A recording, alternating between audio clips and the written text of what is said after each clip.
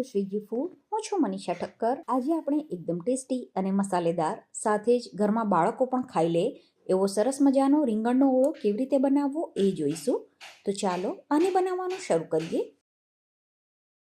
રીંગણનો ઓળો બનાવવા માટે આ રીતના જે મોટા રીંગણ આવે એ લેવાના છે. તો અહીંયા મેં 1 કિલો રીંગણ લીધા છે. રીંગણને ધોઈને કપડાથી લૂછી લેવાના અને પછી એને આ રીતે 4 કટ કરવાના છે. અને રીંગણ સડેલા ના હોય એ ખાસ ચેક કરી લેવાનું. અત્યારે મેં આ મોટા રીંગણ લીધા છે. તમે જ્યાં રહેતા હોય ત્યાં આવા મોટા રીંગણ ના મળે તો જે મીડિયમ સાઇઝના રીંગણ આવે છે એ પણ લઈ શકો છો. રીંગણને કટ કર્યા પછી એના ઉપર તેલ લગાવી દેવાનું છે. તો આ રીતે બ્રશથી કે હાથથી તેલ લગાવી દેવાનું. હવે ગેસની ઉપર આ રીતે જાળી મૂકવાની અને જે રીંગણ આપણે કટ કર્યા છે એને શેકી લેવાના છે. થોડી વાર એને ફેરવતા રહેવાનું જેથી આ બધી સાઈડથી એક સરખા શેકાઈ જાય. રીંગણ બધી બાજુ શેકાઈ જાય પછી એને ઉપરની સાઈડ પણ પ્રોપર શેકાય એ માટે આ રીતે થોડી વાર પકડી રાખવાનું. અને પછી અંદરથી પણ રીંગણ સહેજ પણ કાચું ના રહે એ માટે મેં આ રીતે એને શેકી લીધું છે. રીંગણ સરસ રીતે શેકાઈ જાય એટલે એને એક થાળીમાં લઈ લેવાના છે. અને થોડા ઠંડા થાય પછી આ રીતે એની છાલ ઉતારી દેવાની. હવે જો ઘરમાં બધાને રીંગણ ભાવતા હોય અને બાળકો પણ રીંગણ ખાઈ લેતા હોય તો તમે એને ચપ્પાથી પણ અધકચરું મેશ કરી શકો છો. અને ઘરમાં જો બાળકોને રીંગણ ના ભાવતા હોય તો તમે એને મિક્સરમાં પણ પલ્સ મોડ ઉપર થોડું મેશ કરી શકો છો. હવે શાક વઘારવા માટે 5 થી 6 ચમચી જેટલું તેલ ગરમ થવા માટે મૂકવાનું.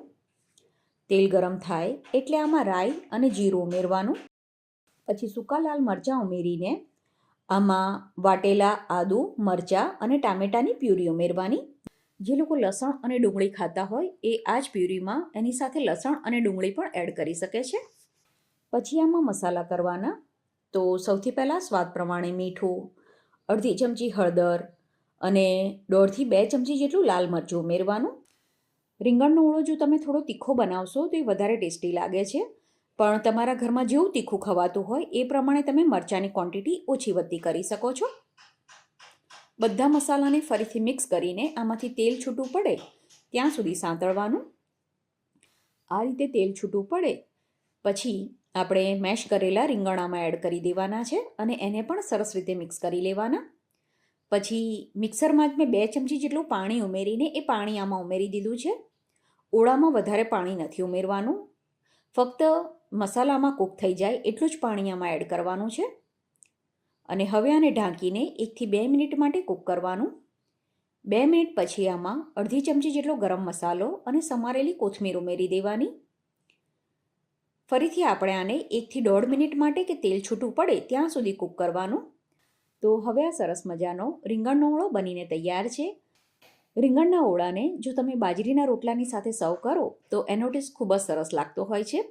અને એકદમ સરળ મેથડથી રૂમાલ ઉપર થેપીને બાજરીનો રોટલો કેવી રીતે બનાવવો એની રેસીપી પણ મેં તમારી સાથે શેર કરેલી છે. અને ડિસ્ક્રિપ્શન બોક્સમાં મેં એની લિંક પણ આપી છે. તો તમે પણ આ રીતે રીંગણનો ઓળો બનાવીને જરૂર ટ્રાય કરજો.